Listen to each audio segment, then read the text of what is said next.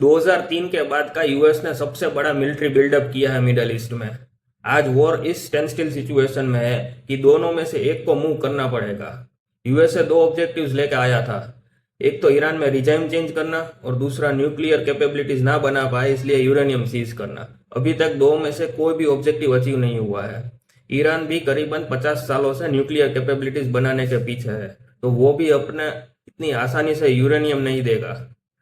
कि आप देख सकते हो स्ट्रेट ऑफ हॉर्मुज में वॉर से पहले करीबन 100 बड़े शिप्स निकलते थे, लेकिन आज देखो सिर्फ 4 से 10 बड़े शिप्स निकल रहे हैं। तो ये सिचुएशन ऐसे ही नहीं रह सकती हमेशा के लिए। यूएस ने करीबन 50,000 सोल्जर्स, 2,500 मरीन कमांडर्स, 12 वॉरशिप और 2 कैरियर स्ट्राइक ग्रुप्स का जमावड़ा बिल्डअप किया है उधर। या तो ईरान को झुकना पड़ेगा या यूएसए को एक्शन लेना पड़ेगा, लेकिन सिचुएशन स्टैंड स्टिल बहुत दिनों तक नहीं रह सकती। एज अ ट्रेडर और इन्वेस्टर ये आपके लिए बहुत बड़ी बाइनरी इवेंट है।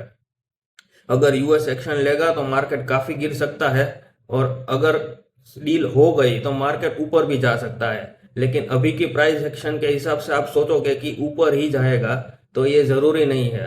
तो एज अ ट्रेडर आप हमेशा नेकेड ओवरनाइट लॉन्ग्स में ध्यान रखेंगे, और एज अ इन्वेस्टर आपको पोर्टफोलियो हेज करना है कैश और गोल्ड से। तो आप बताओ क्या होगा, या ईरान झुकेगा पहले या यूएस एक्शन लेगा पहले?